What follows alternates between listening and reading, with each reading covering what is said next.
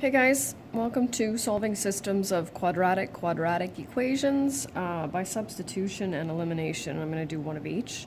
Tomorrow will be our last day on the equations, and then after that we've got some things to do with inequalities, which I believe is from Foundations 20. Some of it is going to be new and some of it should be familiar. So let's get started. This one I'm going to use the substitution method, and we know from the linear quadratic lesson that when we have two equations where they're both set up in standard form y equals, we know that they are equal to each other. And so what we're going to do right away is we'll put the first one, right? So if this is equal to y and this is equal to y, then they are equal to each other. And of course, what are we going to do from here? Factor. And so I'm going to bring everything over to the left. So that's subtracting x squared from both sides, subtracting 5x from both sides, and adding 7 to both sides. And I've got an easy trinomial here. So x minus 5, x minus 2. So we have two possibilities again. Now this time, as far as I'm concerned, there really isn't an easier one to calculate our y values, but I guess just to avoid this coefficient here, I'll use this one. So we need to take this x value, substitute it in place of x to calculate y. So 5 squared is 5 times 5 minus 7. 25 plus 25 is 50, minus 7 is 43. And again, 2 squared plus 2 times 2. Sorry, that's supposed to be a 5. Minus 7, that's 4 plus 10. Minus 7 is 7. So then we have our solution sets.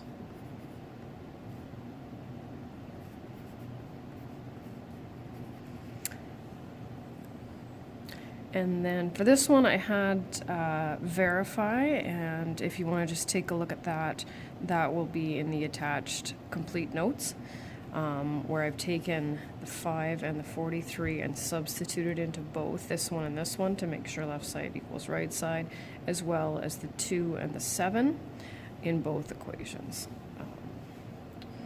Okay, one more system.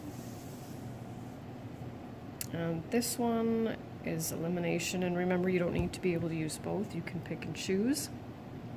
So this one might be a little bit tricky, and as you can see, there's some larger numbers, and you have to be really careful with this. So the only variable we can eliminate in pre-calc 20 is y. So what we need to make sure is that their numerical coefficients are the same. Here we have a -1 and here we have a -4. Makes a lot more sense to get this one to be a -4 as well. And so what I've done is, and I'll show you this, because most students find it easier to add instead of subtract. So what we're going to do is we're going to multiply this one by -4. And that way we'll be able to add. And so we're going to have 16x squared plus 4y plus 8x minus, so I'm just going to bring that over so that they're all nicely lined up. It just makes a little bit more sense.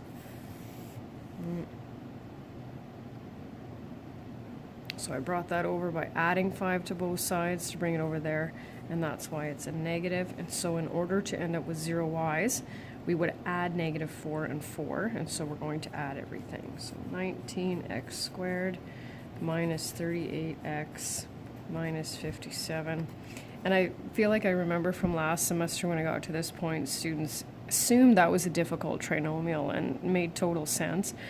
But believe it or not, all those numbers are factors of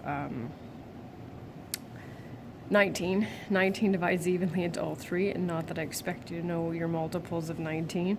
So we're going to take out that GCF. Right, and remember, we divide both sides by that, which is not necessary to show. And now we have just a basic trinomial with, again, 2 values. And now, of course, figuring out what our y values are, it's going to be a little bit more complicated. Just have to fold this over because you can't slide it very well. So I'm going to go 3 squared.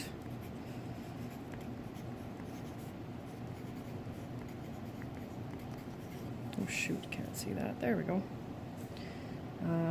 27 minus 4y. Thank goodness for calculators.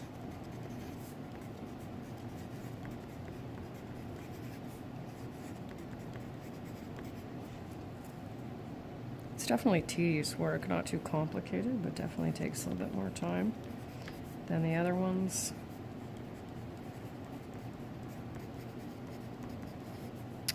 Minus 4y, and then plus 46.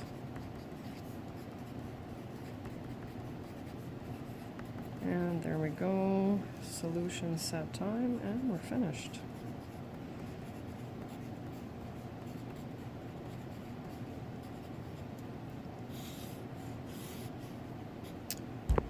And there you go.